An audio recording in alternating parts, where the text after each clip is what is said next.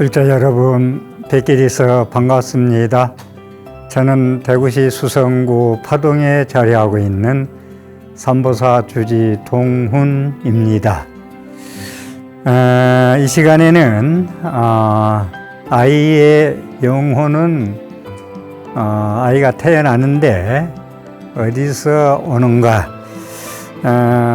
현생에서 태어나는데 엄마 아버지의 선택은 태어날 아이가 하는가, 아빠 엄마가 하는가, 장래 부모의 태어날 엄마 아버지의 선택은 누가 하느냐라는 문제를 가지고 말씀을 좀 올리겠습니다.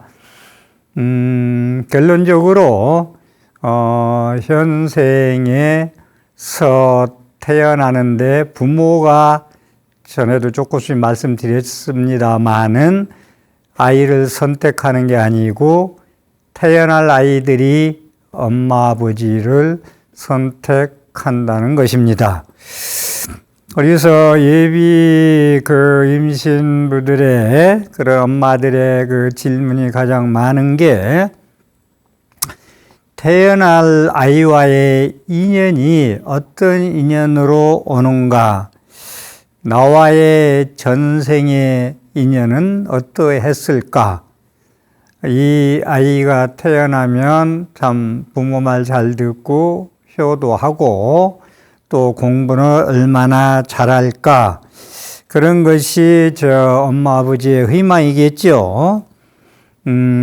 그래서 전생 투시, 전생 리딩을 하게 되면은 부모와 자식 간의 관계는 전생 인연으로 인해서 맺어진다.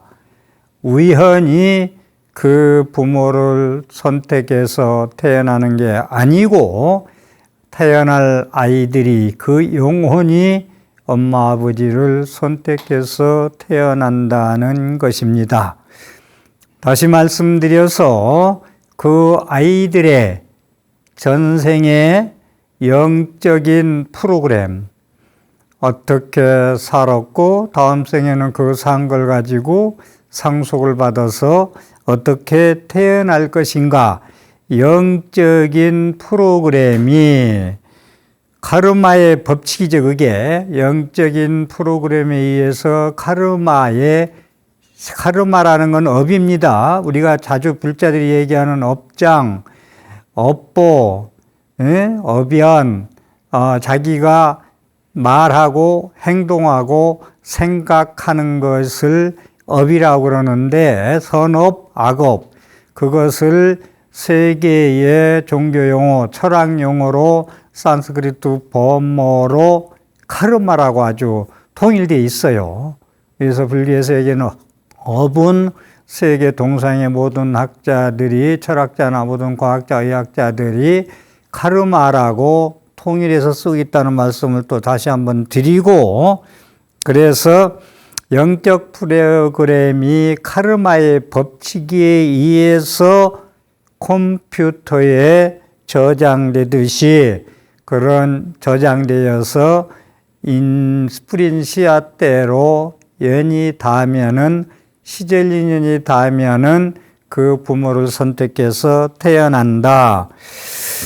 그래서 출생할 예정인 그런 어린 아이들의 영혼에게 있어서 부모가 임의적으로 선택하는 게 아니고, 다시 말씀드려서 아이들이 나는 금수저 집에 선택해서 갈 거야, 나는 흙수저 집에 태어나서 선택해 갈 거야, 이러한 것보다는 자기의 업에 의해서 그러한 부모를 인연에 의해서 유유상종으로 선택해서 만나게 된다는 것을 먼저 말씀드리겠습니다. 그래서 카르마의 법칙에 따라서 우리가 전생의 그런 삶, 자기가 산 훈습된 거, 익혀진 거, 경험된 것이 어떠하냐에 따라서 이 생에 태어나서 행복할 것인가 불행할 것인가, 그러한 그 업의 얽힘을 풀어낸다, 풀어진다, 푼다, 억의 얽힘을 푸른다.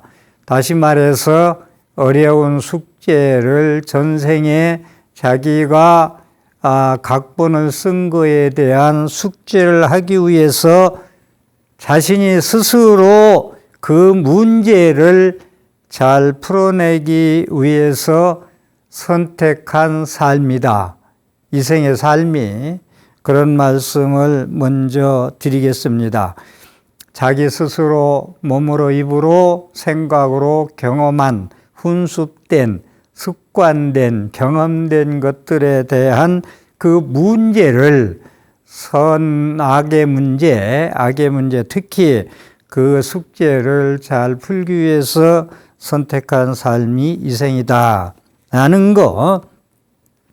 그래서 아이들이 스스로가 열악한 환경의 엄마 아버지를 선택하기도 한다.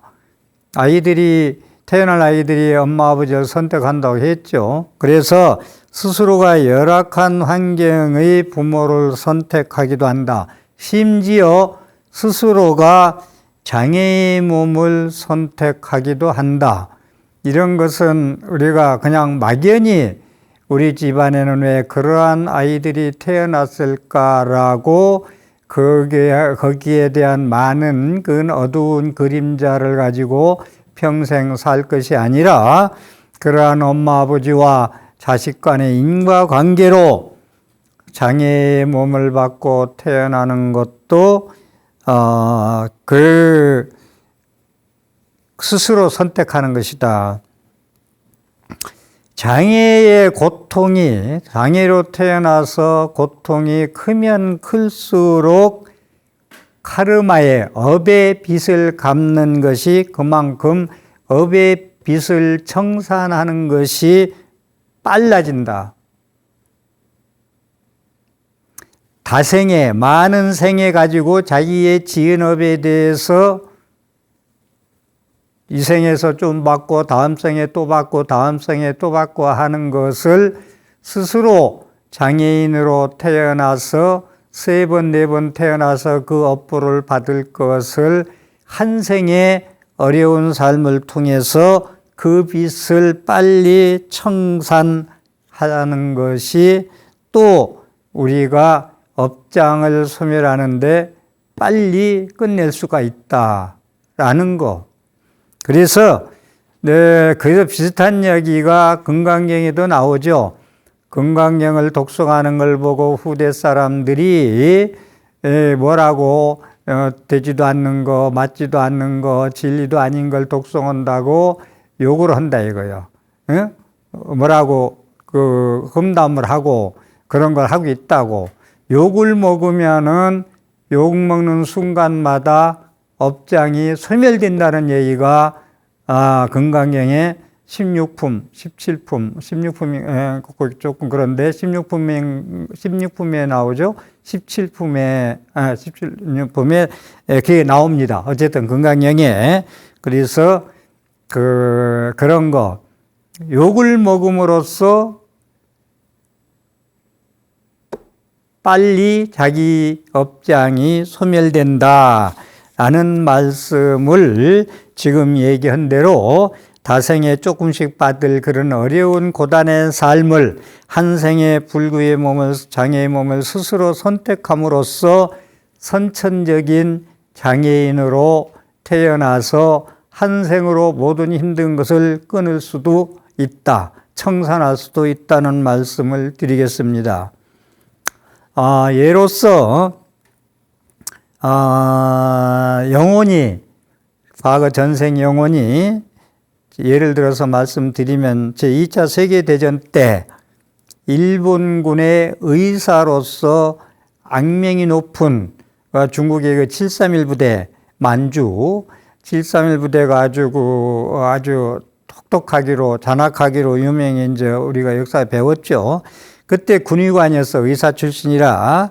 그래서 많은 사람들을 생체 실험을 하고 그때 얻은 의학 지식을 가지고 임상 실험 덕분에 그 의학 지식이 너무 많아서 처벌받지 않고 사형당하지 않고 처벌받지 않고 미국 대학병원에서 유명한 교수로서 지낸 사람이 있는데, 그래서 이 사람이 이제 그 부정적 카르마의 청산을 위해서 많은 생을 고통으로 살아야 하는데, 그 2차 대전은 현재와 그리 멀지 않죠.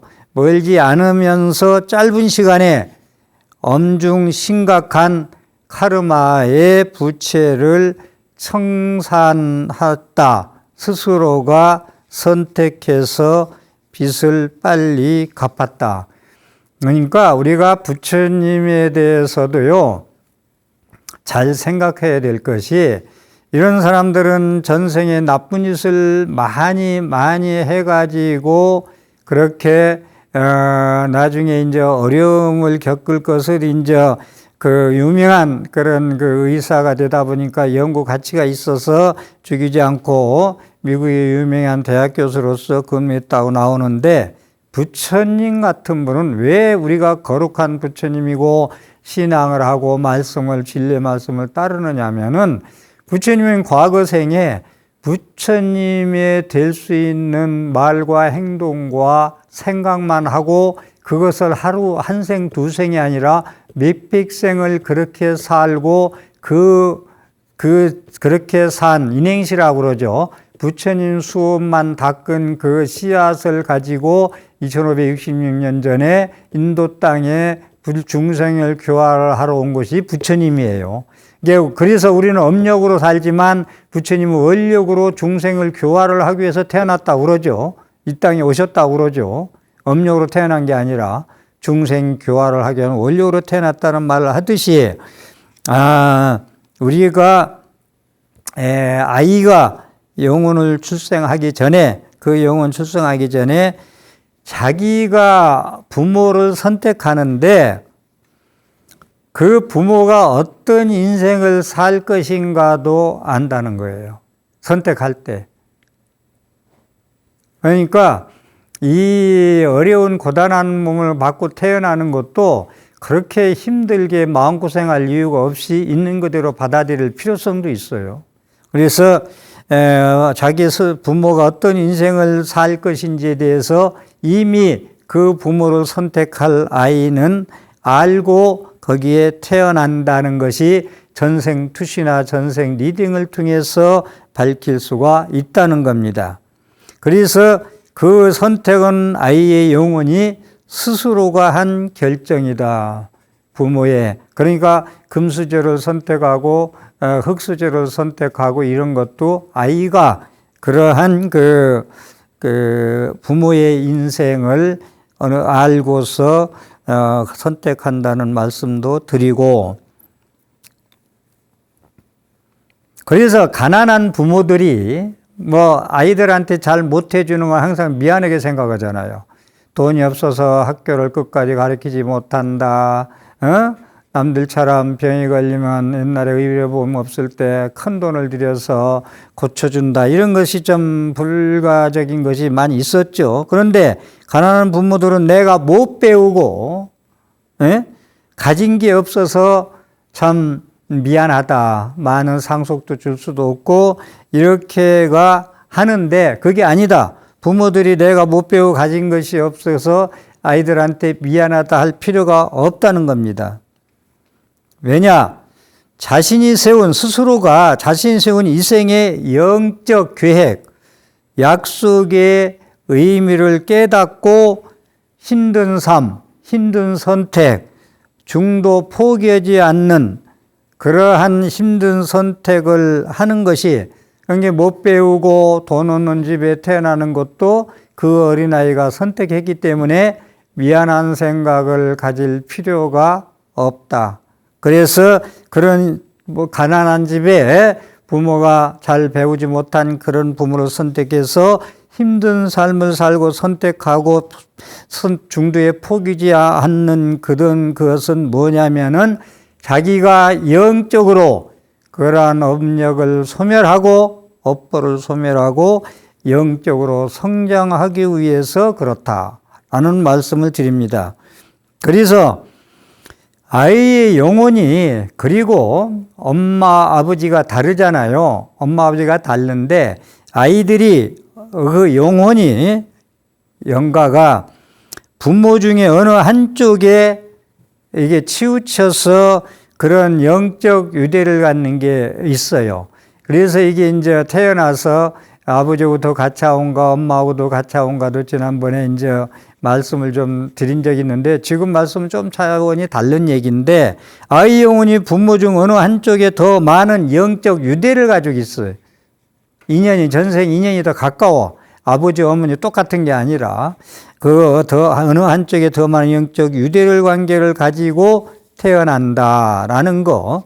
그래서 아버지의 카르마와 밀접한 관계, 아버지의 말하고 행동하고 생각한 업과 태어날 아기의 업이 비슷할 수가 있고 엄마하고 비슷할 수 있고 이 차이가 있다는 거예요. 네. 그래서 아버지의 카르마와 밀접한 관련이 있는 그 영적인 DNA. 우리가 DNA가 같으냐 다르냐, DNA 검사를 해서 이식 수술을 누구 거를 할 것이냐, 이런 이야기, 이런 거, DNA, 영적 DNA를 선택하는 아이들, 누구하고 엄마 아버지 중에 누구하고 DNA가 같으냐에 따라서 아이들이 선택한다. 그리고 그러기 때문에 아버지의 영적 성장을 돕기 위해서 내가 더 나쁜 일을 덜 하고 아버지가 나쁜 일을 많이 했을 때 거기에 자식으로 태어나서 아버지의 영적 성장을 돕기 위해서나, 아니면 부적절한 카르마를, 그런 부적절한 좋지 못한 업을 정화하기 위해서 그에 상응하는 카르마의 상호작용으로 을 가지고 오는 경우도 있다. 그러니까 아버지를 더 영적인 유대가 더 갖춰와서 아버지의 카르마의 부적절한 그런 업을 소멸하기 위해서 DNA가 더 엄마보다 갖춰온 아버지 쪽에 와서 아버지의 부적절한 카르마를 정화하기 위해서, 소멸시키기 위해서 아버지를 선택한 경우도 있다. 또 어머니의 경우, 어머니의 영적 이해관계나 청산이나 성장을 도우러 오기도 한다. 이쪽은 반대로 어머니와 DNA가 비슷해가지고 이해관계가 더 많아, 어머니하고. 그래서 나쁜 걸 청산하고, 더 청산하고 나서 좋은 걸 성장시키기 위해서 도우러 어머니를 선택하기도 한다. 그리고요, 여기서 또 중요한 부분은 그 집안에 내력이 있어요. 집집마다. 내력이라는 건, 그 집에 이제, 그 집안에, 남자 집안에 시집을 오면은 예를 들어서, 남편들이 일찍 간다든가 아니면 부인들이 일찍 간다든가 홀로 되는 분이 많은 집안, 이런 게 이제 조상의 업보죠. 그런 것도 있고, 또 이제 제가 이제 많은 상담에서 겪은 건데, 할아버지도 말더듬, 아버지도 말더듬, 손자도 말더듬 하는 거, 이렇게 조상의 업보고도 내려오는 업보. 그런데 여기서 그 집안의 아이들이 태어나는 것이 엄마 아버지의 같은 DNA로서 그 업보를 정화하기 위해서, 소멸시키기 위해서 그 엄마 아버지를 선택해서 태어나기도 하지만, 그 집안 내력으로 상속되어 가지고 있는 나쁜 계승되어 온 업보, 업식들을, 카르마를, 조상의 카르마죠. 누대로 계속 고조부, 중조부부터 쭉 내려오는 그런 것들을 대신 정화하기 위해서 아이들이 태어나기도 한다. 이게요, 이런 말씀을, 부처님 말씀을 보면은 네가 씨 뿌린 대로 거둔다. 인연 생기, 인연이 모이면 생기고 인연이 닿으면 소멸한다. 부처님 말씀은 대통령 말씀이라 길게 말씀 안 하셔. 그냥 한마디 툭 화두 던지듯 던지기만 해요. 인과로 태어나는 거야. 씨 뿌린 대로 태어나는 거야. 그런데 현대에 와서 의학이 발달하고 과학이 발달하고 모든 학문, 인문학, 철학이 인식론이 발달함에 따라서 이러한 부처님 말씀 대통령 한마디 툭 던진 걸 밑에 장관들이 풀이에서도 설명하잖아요. 자세하게. 그러듯이 동서양의 모든 의학자, 과학자, 철학자들이 이렇게 자세하게 전생, 연생, 내생 태어나는 것도 이렇게 많은 임상 실험을 통해서 말씀하고 있다는 거. 이건 이 많은 그 학자들, 과학자들이 엄청난 그런 인류에게 혜택을 주고 연구 결과를 발표하는 그런 그 공덕이 있는 거예요. 자세하게 설명이 되잖아요. 그냥 부처님이 옛날에 말씀하신 거, 이 씨 뿌린 대로 거둔다. 전생, 현생, 내생에 이어 삼세 양중 인과가 이어진다. 제8아래석에 저장돼서 상속된다. 유전된다. 이런 말씀을 했는데 지금은 과학이 발달해서 그런 것을 전부 다 현대적으로, 의학적으로, 과학적으로 증명이 되잖아요. 임상 실험에 의해서. 제가 자주 듣는 이야기가 지금 얼마나 인간의 그런 그 게놈이라는 DNA 그것이 이제 발달했으면은 인간 지도 게놈 그 머리카락 하나 잘라 가지고 미국의 그 실험실에 연구소에 보내면은 그 사람이 전생 살은 어떤 병을 앓았는지, 이생에 어떤 병을 앓을 건지, 언제 어떤 병이 생길 건지 전부 사진 찍히듯이 MRI 찍히듯이 찍혀서 나온다는 거 아니요? 머리카락 하나만 보냄으로써. 이것이 이제 부처님 말씀인데 그것이 우리한테 더 다가오게 현대의학적으로 과학적으로 그게 전부 다 드러나고 있어요. 그래서 부처님 말씀은 과학이다는 말씀이 그래서 말씀드리고 부처님 말씀의 한 말씀 한 말씀이 만이라면 이제 한 1% 정도 과학으로 의학으로 현대에 와서 조금씩 밝혀지고 있다는 거. AI나 가상현실 이런 것이 전부 다 그게 부처님 말씀에 의해서 조금씩 밝혀지는 거예요. 그렇게 아시고 그래서 그 집안의 조상의 카르마를 대신에 알고서 정화하기 위해서 그 집안에 태어나기도 한다라는 거. 또 하나 예로 현생에서 다시 만난 모자 얘기. 전생이 어떠한 인연으로 있다가 현생에서 엄마와 아들로 다시 태어나는 이야기. 민간단체에서 연구원으로 지내는 30대 여성이 이제 리딩을 신청해서 이제 들여다보는데 전생 투시를 하는데 아들이 이제 전생 인연을 이제 아들과 엄마가 와서 30대 여성이 나 우리 아들과의 전생 인연을 알고 싶다 하고 물었어요. 그러니까 이제 전생의 엄마와 아들의 인연은 전생에 어떻게 해서 이 생에서 모자로 만났느냐 하면은 우리가 뭐 이것도 리딩에서 나온 이야기니까 신부 성직자인 신부님과 신도 사이에서 만남에서 시작된다. 현생의 아들은 전생의 신부였다. 그 교구에서 이 귀족의 여인이었어요. 그 현재 그 아들의 엄마가 30대 전생의 귀족의 부인인데 그 아내로 귀족의 아내로서 지금의 그 신부가 아들로 태어난 어머니가 된 거예요.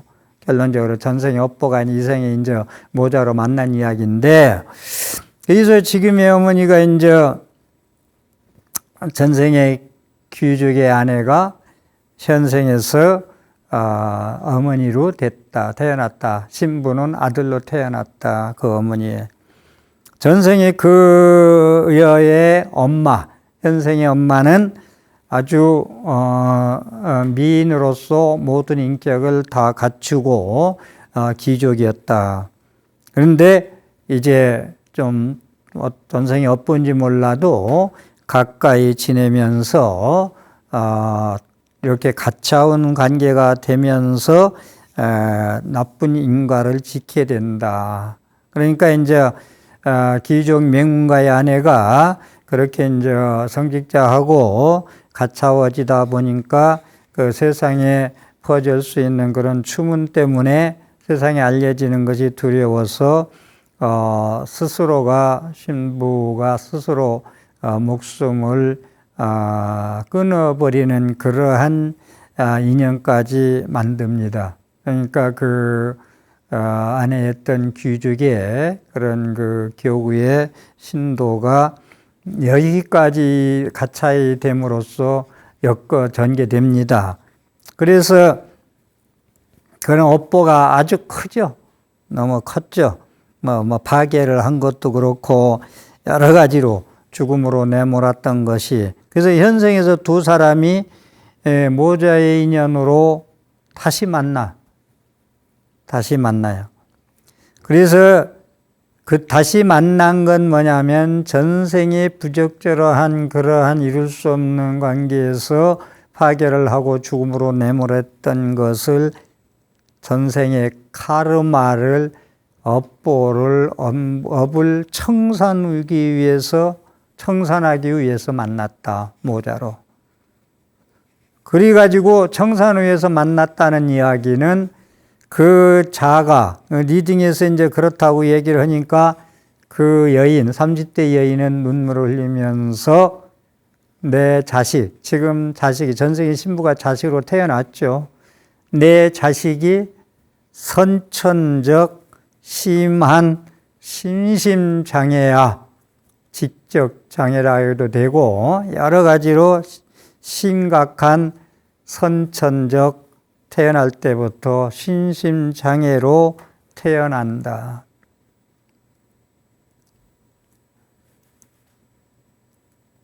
파괴한 그런 업보로서 심심한 장애인으로 심심장애인으로 태어나면서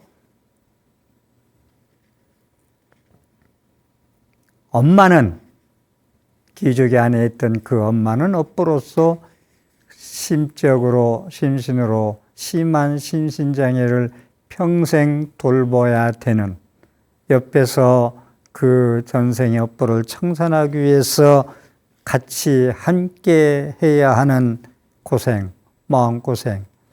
이것이 그렇게 태어나서 그게 왜 그렇게 태어났느냐면 전생의 그러한 부적절한 관계의 업보를 청산하기 위함이다.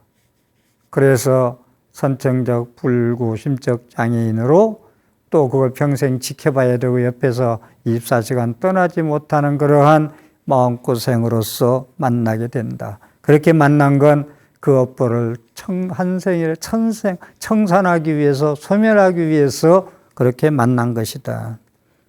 그때 신부였던 자의 영혼이, 전생의 신부였던 자의 영혼이 파괴의 죄와 자살의 인과를 청산하기 위해서 스스로 불구의 몸을 선택해서 태어난 것이다.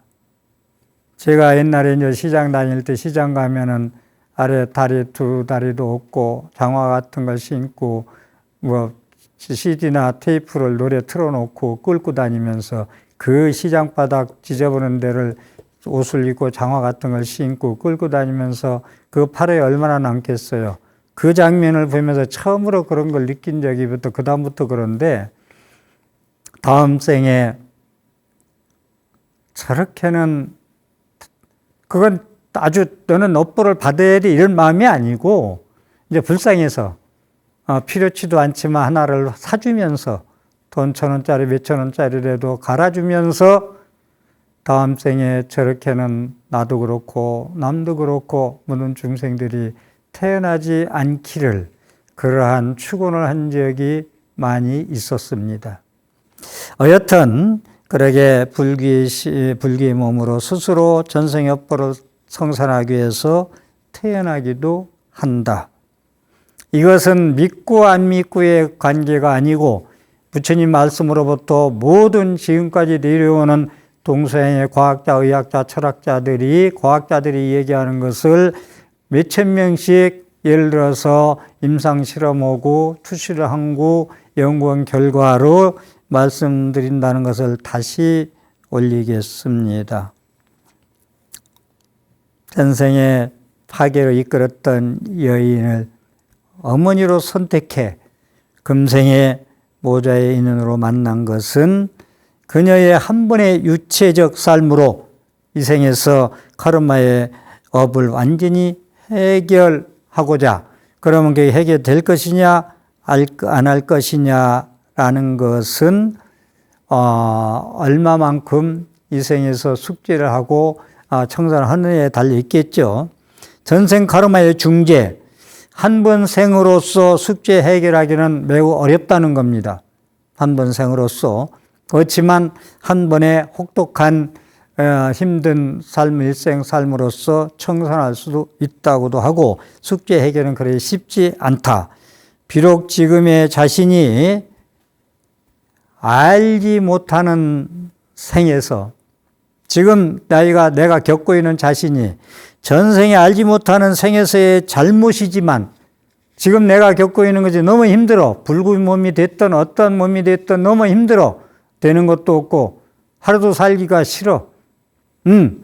그렇지만 그것은 자신이 어느 생에 알지 못하는 생에서의 잘못이지만은 그걸 영적 진실을 받아들이기 위해서는 내가 전생에 알지 못하는 생에서 큰 중죄를 졌기 때문에 이렇게 힘든 불귀의 몸도 받고 참 남과 같이 부유하지도 못하고 많이 모자란 사람으로 태어나서 많은 사람께 힘들게 하고 태어난다는 것을 카르마의 법칙, 이걸 믿어야 돼요. 이걸 안 믿으면 이게 해결이 될 수가 없어요. 어느 생에서는 그런지 몰라지만 그 잘못을 내가 전생에 잘못 살아서 그래, 그런 카르마의 법칙에 대한 신뢰, 그건 절대적으로 믿는 것이 필요하다. 전생, 연생, 내생, 삼세 양중인과 전생과 연생과 내생은 한 생으로 끝나는 게 아니라 몇 생을 거쳐서라도 그것이 인과로 인연이 되면 씨앗을 뿌리면 다시 열매를 낳는다는 것을 우리는 반드시 믿고 안 믿고 문제가 아니라 신뢰할 때 해결이 된다. 그렇지 않으면 스트레스 받고 못 살아요. 우울증 걸리고. 왜 이런 부모를 만나고 이런 자식을 만나고 전생이 어느 생인지는 모르지만 내가 그러한 업보로서 이런 인과를 맺었구나 하는 것을 반드시 신뢰할 때 이게 해결이 돼요. 그렇지 않으면 하루도 못 살아요. 숨 막혀서. 누구는 날마다가 아니라 1년에 한두 번씩 외국 여행 가고 동창이 개 모임에 가서 이리 만나고 저리 만나고 하는데 나는 치매 걸린 시어머니를 만나서 24시간 옆에 붙어 있어야 할 때 이런 인과를 믿지 않으면 시어머니와 나와의 관계 인과를 믿지 않을 때 하루도 숨 쉴 수가 없죠. 그걸 있는 그대로 인과를 받아들일 때 그것이 숨을 쉴 수 있고 해결될 수 있고 이 생의 이 숙제, 이 프로그램의 숙제를 풀어야 된다는 걸 깨달을 수가 있습니다. 그래서 왜 그러냐? 아들이 불구의 심신장애로서 태어났어요. 여인은 그 자와 어머니가 되어서 아들의 불행함을, 심신장애를 평생 돌봐야 하는지, 나는 왜 심신장애 아들을 평생 돌봐야 하지? 이 문제가 전생에 어느 생인지는 모르지만 나의 카르마의 업에 의해서 이렇게 모자가 만났다는 것을 신뢰하지 않으면은 해결 방법이 없다. 그렇다고 나가서 떨어져 죽을 수도 없다. 라는 말씀. 그걸 깨달아야 된다. 그러기 때문에 현재 상황에 자기가 처한 이생의 삶에 저항하지 마라. 저항하지 말고 머리 숙이고 과거 생에 대해서 잘못된 생에 대해서 참회를 할지언정 용서를 빌지언정 잘못을 인정하고 더 사랑으로 대하고 남들에게까지 더 업을 청산하기 위해서 사랑으로 자비심으로 대하고 이런 마음을 가져야 되겠다. 기도하는 마음으로 살아야 되겠다. 또 말씀드리겠습니다만은 내가 현생에 이렇게 잘못했지만 예를 들어서 전생에서 내가 오늘 어떠한 삶을 전에 이식인과 할 때 말씀드렸지만 과거 그렇게 살았다고 하자. 인생이 힘들다고 하자. 팔자락에서 이대로 살다 죽으라고 하는 법은 없다. 불교는 운명론을 거절하는 이유가 네가 다시 노력하면 참회하고 진정한 용서를 빌고 기도하고 참회를 하고 잘 살도록 공덕을 지으면 다짐을 하고 그런 약속을 하고 전생 프로그램에 대해서 각색에 대해서 원고에 대해서 고쳐 쓰려고 고치면은 새로운 삶이 열리게 된다. 미래에 내 생에 이런 말씀을 전에도 기억이 납니다. 그래서 전생의 중계를 가지고 그걸 믿고 참여하려고 할지언정 자신이 왜 이렇게 태어나야만 됐는가? 전생의 중계를 이렇게 해서 내가 이렇게 태어나게 됐구나. 모자 관계처럼 불구와 평생 돌봐야 되는 엄마와 그것이 되새김을 명심을 할 필요가 있다. 카르마를 해결하기 위한 답은 우선 자기의 현재의 삶을 카르마의 그런 법칙에 의한 업보에 의한 업장에 의한 업보를 해결하기 위해서는 답은 자신이 처한 현재의 삶을 있는 그대로 받아들이자. 있는 그대로 받아들이자. 방법이 없어요. 전부 섭수하자. 저항하지 말고 치지 말고 화내지 말고 기도하고 참여하고 있는 그대로 받아들이자. 잘못했습니다라고. 제불보살님 보다 더 잘 살겠습니다. 전생의 빚을 제가 청산하겠습니다.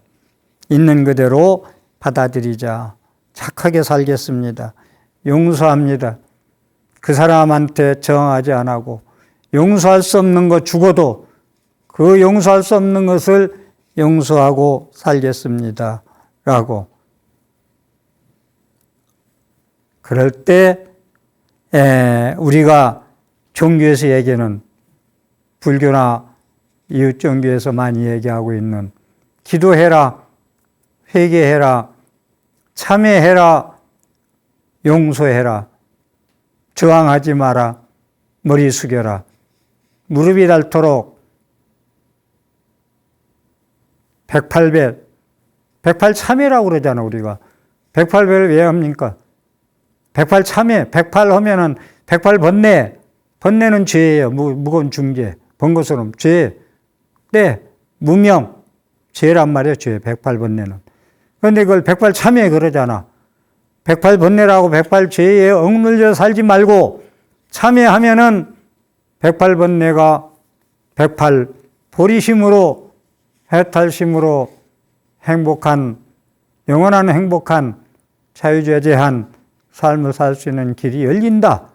108번뇌를 108염주를 돌리면서 108배를 절을 하고 1000배를 하고 3000배를 할 때 종교적으로 제불보살님의 구원을 받을 수가 있다. 자비의 가피를 받을 수 있다. 불보살님의 도움을 받을 수가 있다. 그래서 우리는 자비의 법칙, 불보살님의 자비의 법칙, 자비의 법칙은 네가 진정 전생여포를 중계를 참여할 때 부처님의 대제대비한 광명, 부처님을 지혜광명, 대비의 광명 그러잖아요.